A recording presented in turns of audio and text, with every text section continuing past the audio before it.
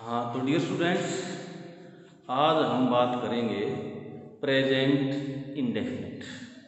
Present indefinite वर्तमान में क्रिया का अनिश्चित होना। अनिश्चित कितनी होगी, कितनी और होगी, कब समाप्त होगी। अनिश्चितता कंप्लीशन के बारे में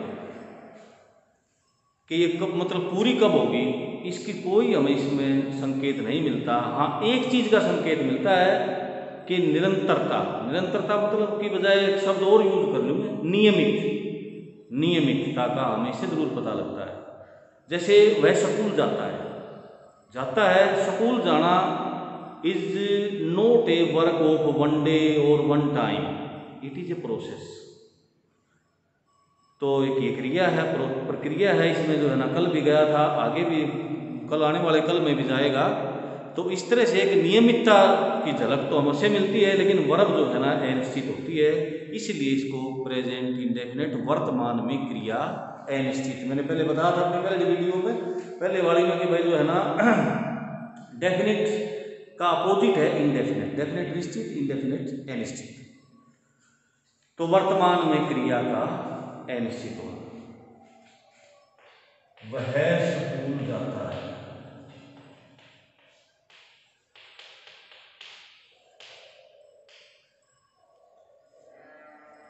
हम भी जो है ना पढ़ते सुनते आए हैं वाक्य व क्रिया के अंत में हिंदी में जब इसकी बात करते हैं। इंग्लिश का तो मैंने बता दिया, verb is indefinite and regularity is found.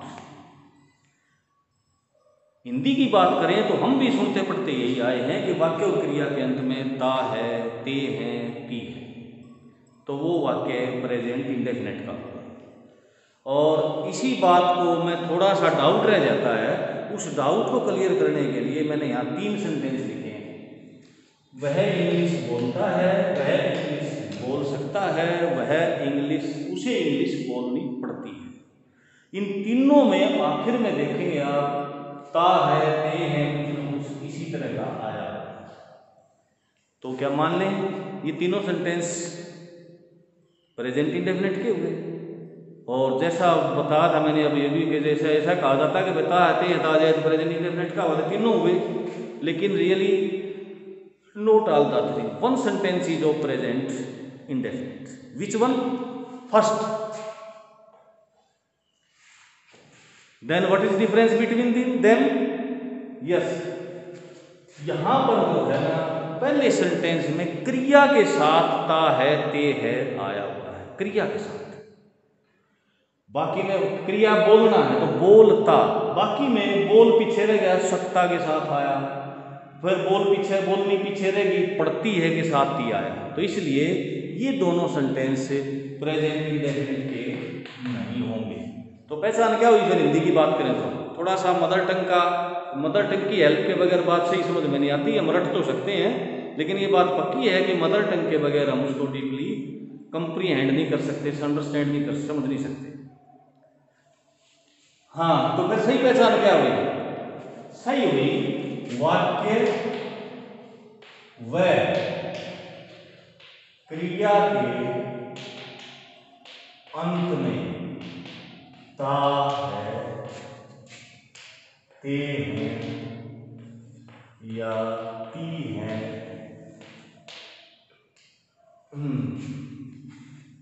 ता हूं, इस तरह के सेंटेंस है।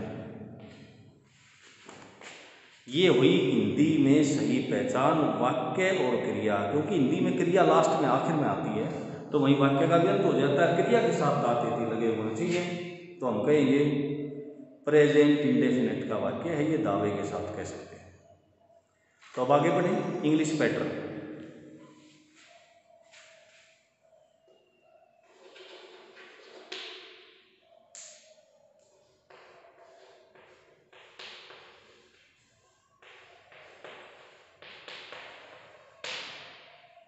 सिंपल सेंटेंस की बात कर रहे हैं, सिंपल, असर्टिव, अफर्मेटिव की बात कर रहे हैं।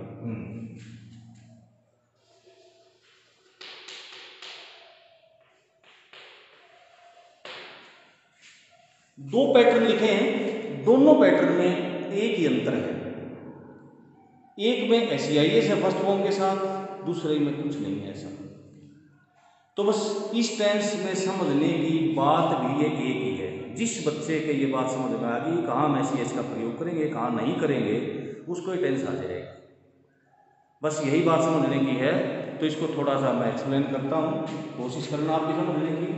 ये फार्मूला अप्लाई होता है when the subject is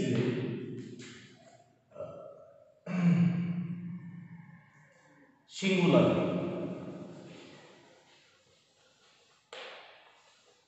accept Y, I को छोड़कर एक वचन हो तो इसको अप्लाई करेंगे। And this pattern is applied when the subject is I and plural.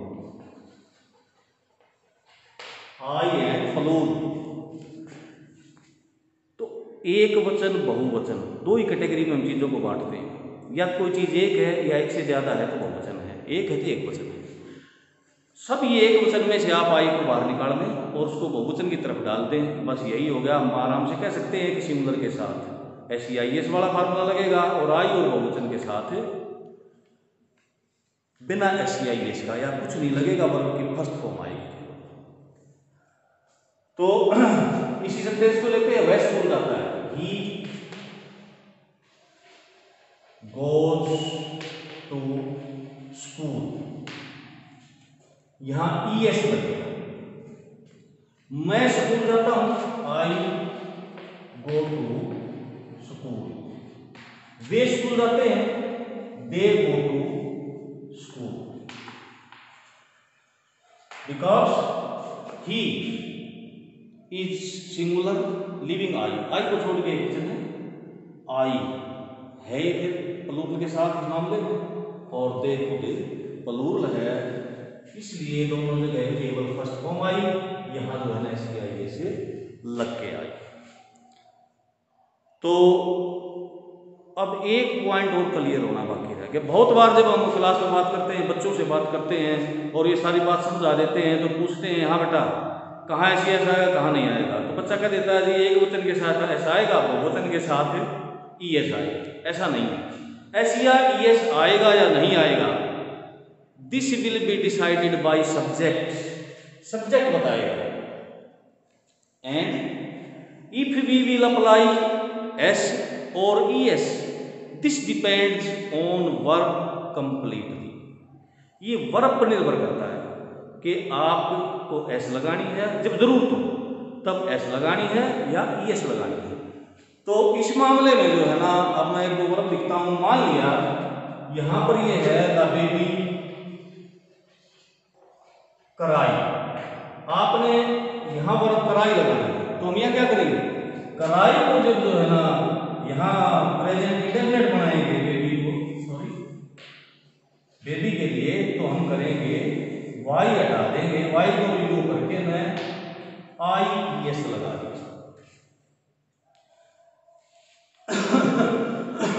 तो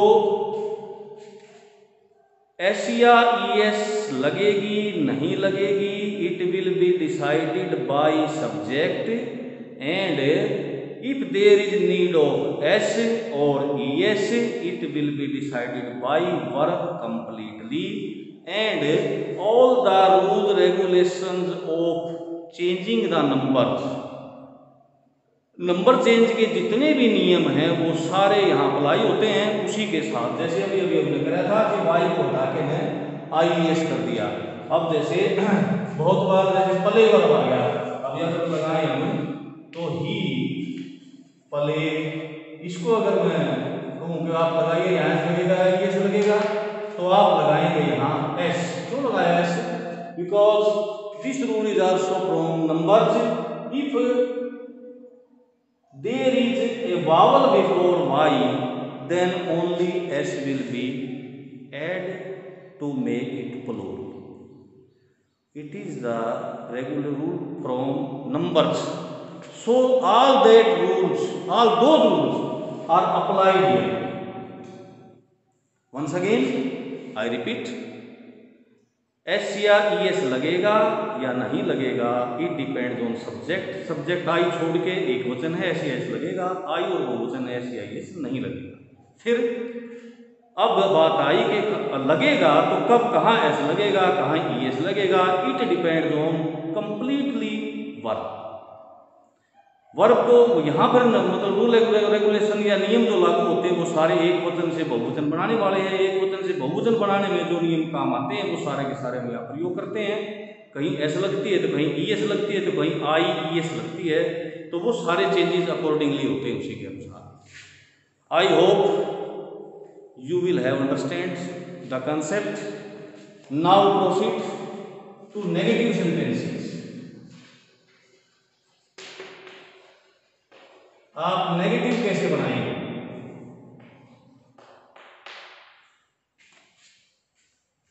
सेंटेंसेस को नेगेटिव बनाने के लिए हमेशा हेल्पिंग वर्ब की जरूरत पड़ती है। हमने जो प्रेजेंट इंडेफिनिट किया था इसकी स्टार्टिंग में कोई हेल्पिंग वर्ब नहीं थी, सीधा सब्जेक्ट के बाद वर्ब थी। तो अब जरूरत पड़ेगी हमें नेगेटिव बनाने में भी, इंटेरोगेटिव बनाने में भी हेल्पिंग वर्ब की जरूरत पड़ती है। तो इसकी बेसिक हेल्पिंग वर्ब है इस टेंस की डू।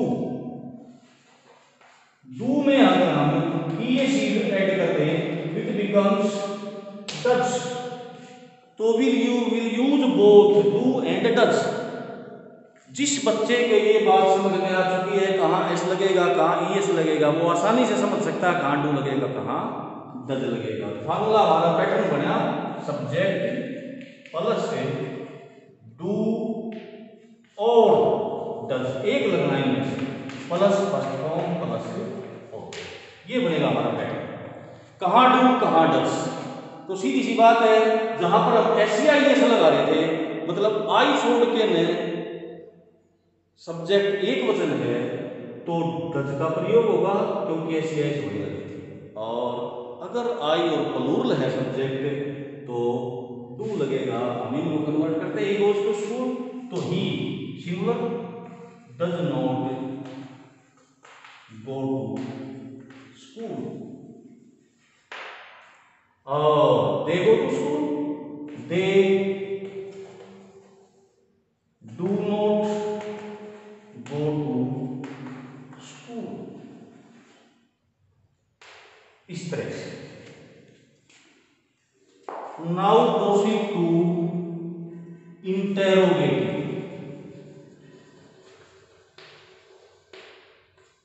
इंटेरोगेटिव प्रश्नवाचक। इंग्लिश में अगर मैं ये कहूं दिस इज ए चौक, इस सिंपल है ये। इंटेरोगेटिव बनाएंगे तो इज दिस ए चौक, क्या किया हमने, is which was a helping verb we took it forward before the subject, हम इसको और आगे ले आए और सब्जेक्ट से पहले रख दिया। बस इतना ही करना होता है सिंपली। आगे हम और भी बात करेंगे आगे बढ़ के, तो लेकिन यहाँ आप इतना ही समझिए कि आपने जब इंटेरोगेटिव बनाना है तो हेल्पिंग वर्ब को सब्जेक्ट से पहले रख देते हैं, उठा के ना इंटेरोगेटिव बन जाता है। जस्ट लाइक दिस, डू और डज को हमने लिख दिया और फिर आ गया सब्जेक्ट, और नोट है तो पूरा नोट लिखोगे तो यहाँ, बाकी कंट्रैक्टेड फॉर्म में जैसे यूं लिखते हैं डोंट, डजंट, तो हम इसको सीधा आगे भी ले जा सकते हैं। बाकी secretly does and not two words, इनको आप अलग अलग लिखेंगे तो इसी तरह से आएगा सब्जेक्ट के बाद not and first form and object, question mark sign of interrogation, निशानी है ये प्रश्नवाचक की, तो इसको इन्हीं को हम जो है ना चेंज कर देते हैं इंटरोगेटिव में। Does he